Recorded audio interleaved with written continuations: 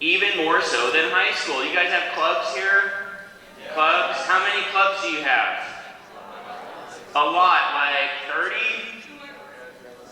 300? So every college has like 200 clubs. So seriously, every college has 200 clubs.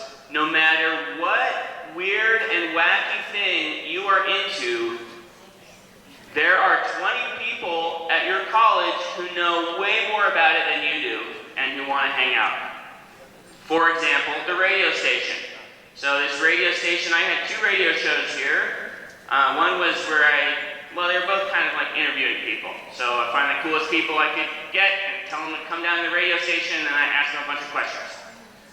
At that radio station, there must have been 60 different programmers with different shows. Every one of those shows is some super wacky thing you've never heard of, and they have 1 million fans.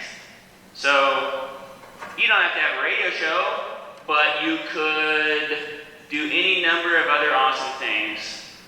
So when you get to college, I would always suggest join one club that addresses a topic that you're super into, and join one club that addresses a topic that you don't know anything about. Start with that, see what happens. Clubs meet Monday, Tuesday, or Wednesday night at 8 p.m. generally, till like 10 p.m.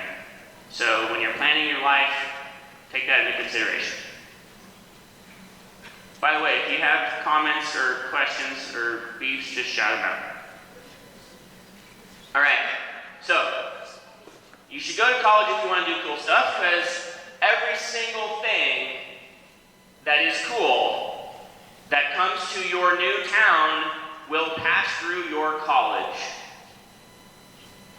Everything that comes through DC stops at one of the universities in DC, if not all of them. Every cool thing that is happening in the place you are going to move to will come through your college. So keep an eye out for that.